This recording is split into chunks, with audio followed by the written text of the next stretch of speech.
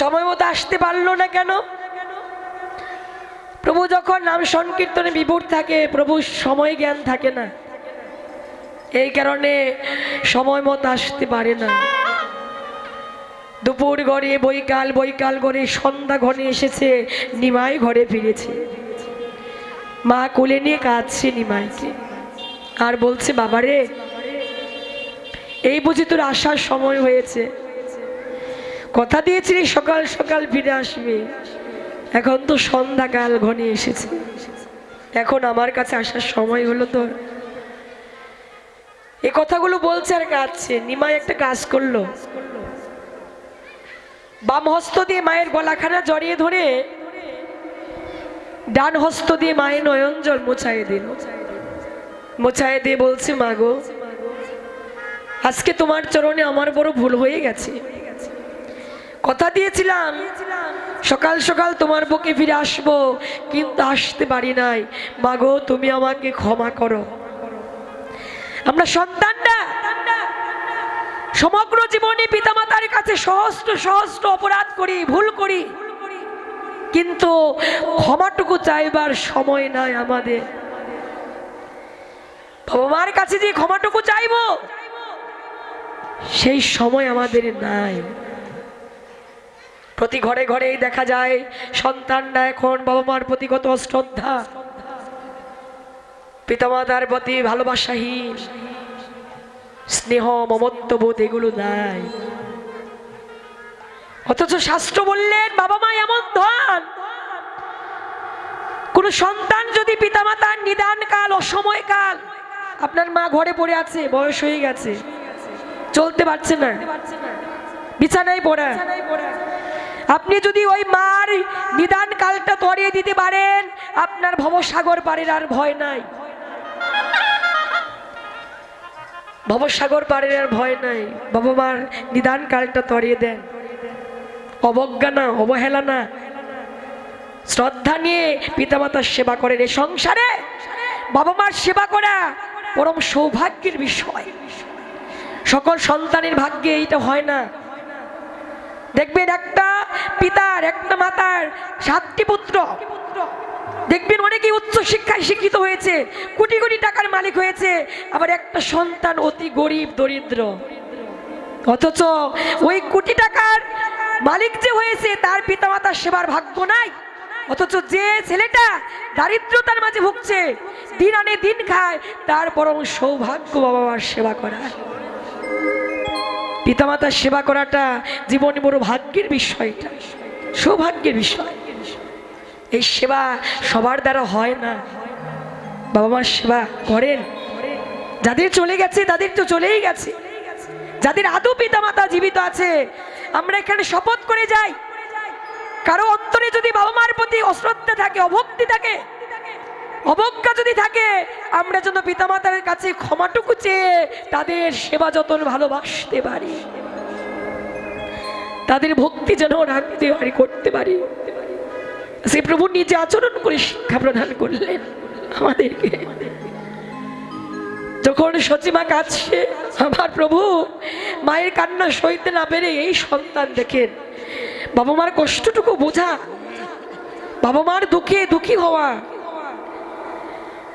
আজকে প্রভু মা কাঁদছে বলে মায়ের কান্না সইতে না পেরে অঝোর ধারায় কাঁদছে, অঝোর ধারায় কাঁদছে, মায়ের নয়ন জল মোছায় দিচ্ছে। সচিমা বুঝতে পারলো যে আমার ছেলেটা আমার অন্তরে কষ্টটুকু বুঝতে পেরেছে।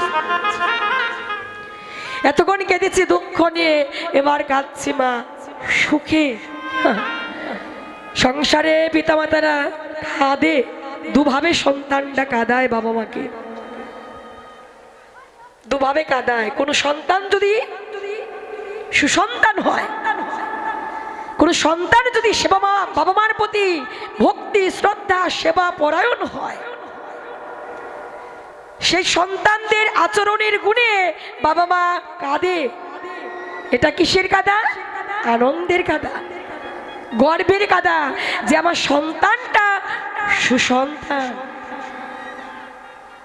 আর কোন সন্তান যদি কুসন্তান হয়, যে পর্যন্ত পিতামাতা চিতার আগুনে পড়তে না পারে সে পর্যন্ত তাকে পড়ে যেতেই হয়।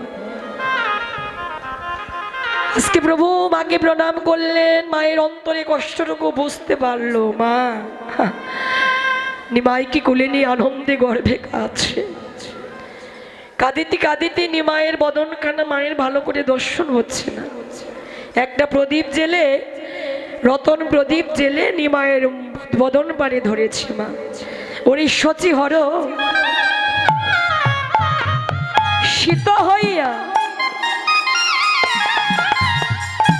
ওরে রতন প্রদীপ লয়া, ওরে সতী হর শীত হইয়া,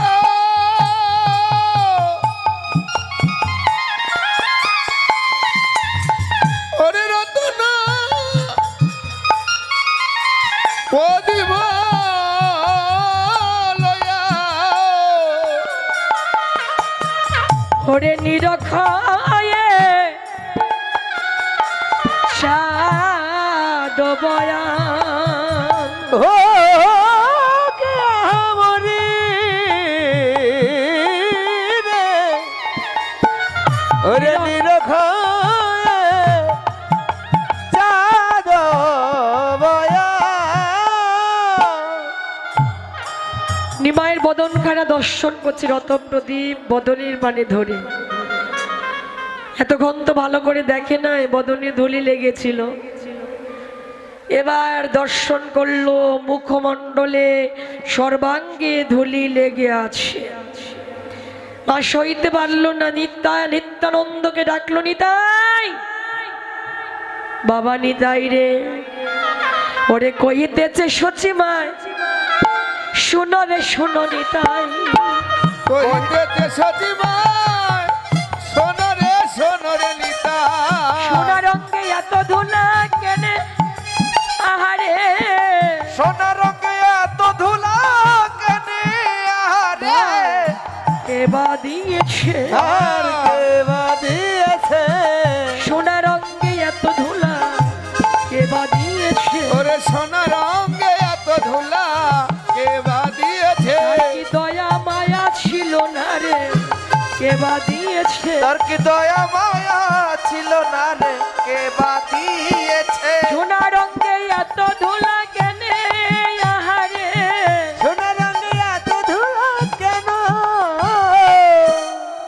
বলছি ডেকে ও নিতাই আমার নিমায়ের অঙ্গের বরণটা এত সৌন্দর্যময়, তার মাঝে ধুলি লেগে আছে বাবা, বল না কে দিল এমন করে।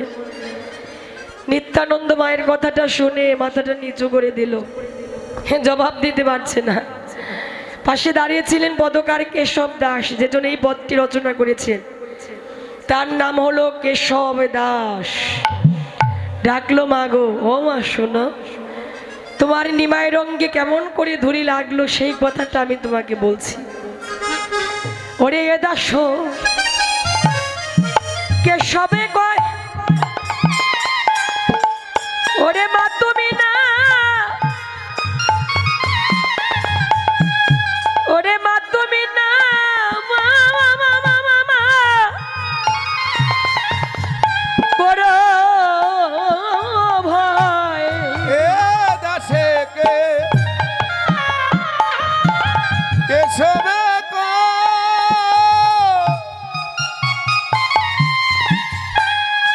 মা তুমি না করো বলো বরিণী দেখে পারে তোমার নিমায়ের রঙ্গ,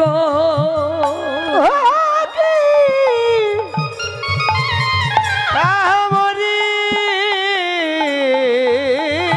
রে বলনি থেকে পারেনি মায়ের অঙ্গ, ওরে আপনি ওরে গৌরাঙ্গ হরি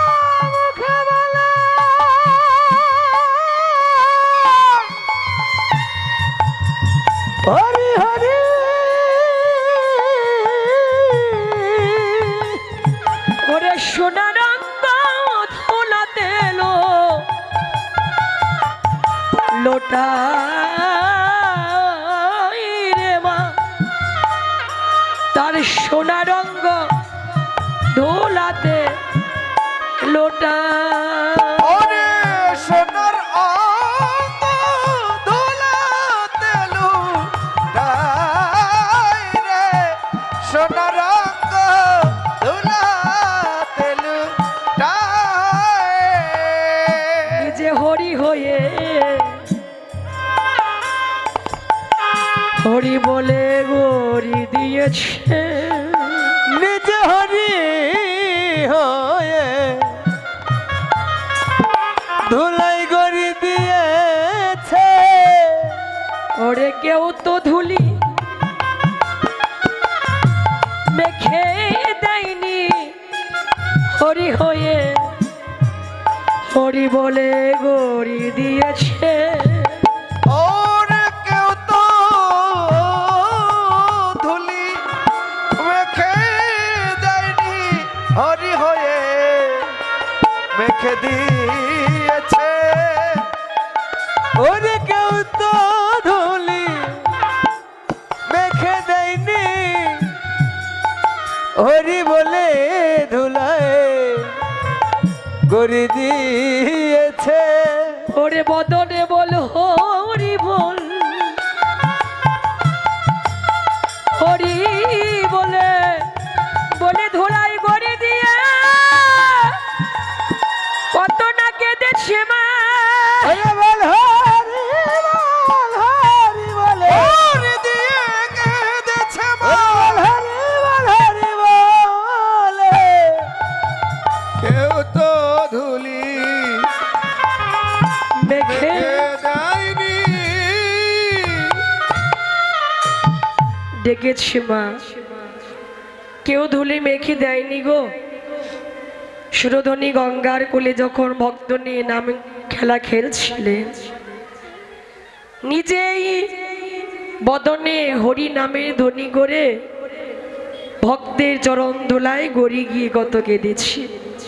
বাহ, নিজে হরি হয়ে হরি বলে ধুলায় লুণ্ঠিত হয়ে কাঁদল। মা বলছে নিতাই যখন ধুলায় গড়ি গিয়ে কাঁদলো, নিমাইকে ধরে রাখতে পারলে না নিজের বক্ষ মাঝে। নিতাই বলছে মা গিয়েছিলাম পরিণামে যারাই তোমার নিমায়ের অঙ্গ পরশ করি তাদেরই পরিণাম তোমার নিমায়ের মতোই হয়। শচীমা নিমায়ের অঙ্গের ধুলিকণা ঝেড়ে ফেলছে। কেশব দাস ডাকলো মা, যাকে ধুলি বলছো গো বড় সাধনার ধন মা, যাহা পাবার লাগি স্বর্গের দেবতারা জনম জনম সাধনা করে, যাহা ব্রহ্ম পায় না ব্রহ্ম জ্ঞানে, যোগী পায় না যোগ সাধনে, যাহা পাবিল বাবারে লাগি যোগী মুনি ঋষি গো,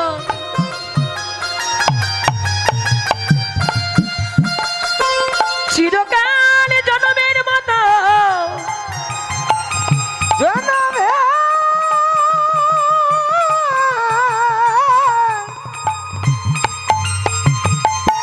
জনমের মতো আপন আপন ঘর ছেড়ে ঘরে ছেড়ে সাধনা করে। মাগো ধন্য ধন্য তোমার জন, কিন্তু আমার ভাগ্যে কোনোদিন মিলল না, কোনোদিন হলো না মা অপ্রাকৃত গৌরাঙ্গে চরণের ধুলা। চরণে নিতাই গৌর হরি বল। চরণের ধুলা না জানি কত জনমে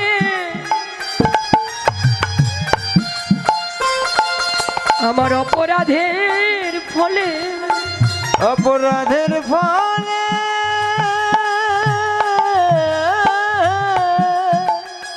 কোনদিন পেলাম না মা, মিলল না মা ওই রজ ধুলা মিলিল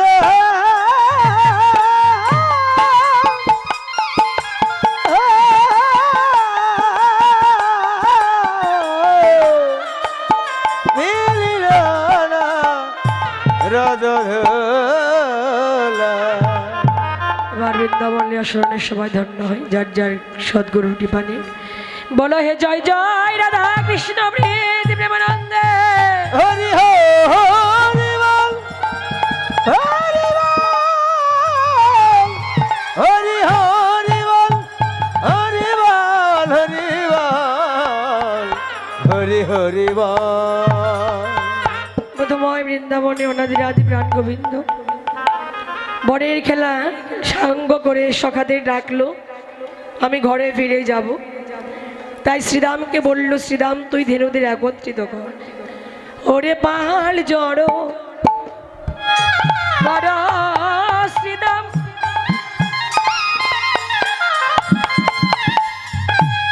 ওরে সনদা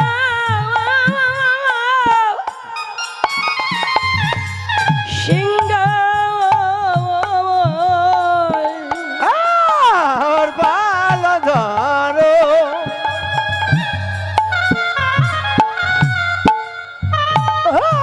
করো সিদা।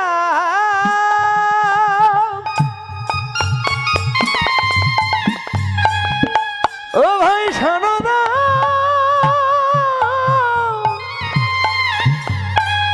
সিংহ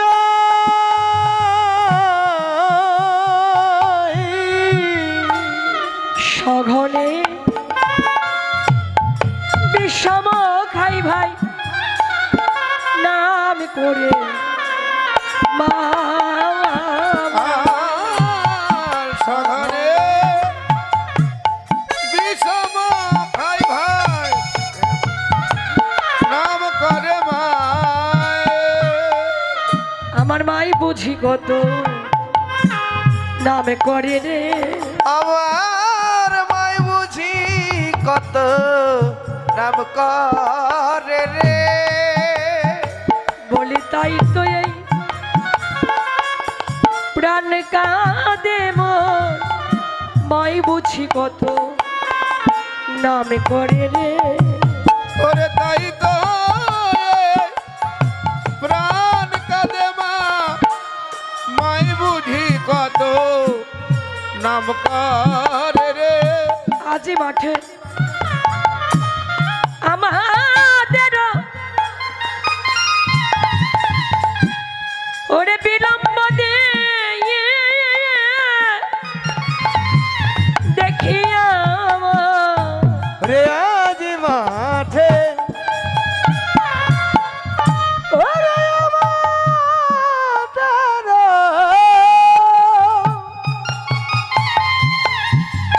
বাবা ওরে বিলম্ব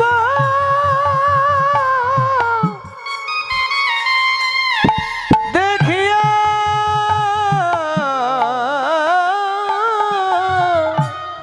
হেন বুঝি কাঁদে রে মা পন্থ পানে চাইয়া মা। আর হেন বুঝি কাঁদে রে মাই বধবানে চাইয়া।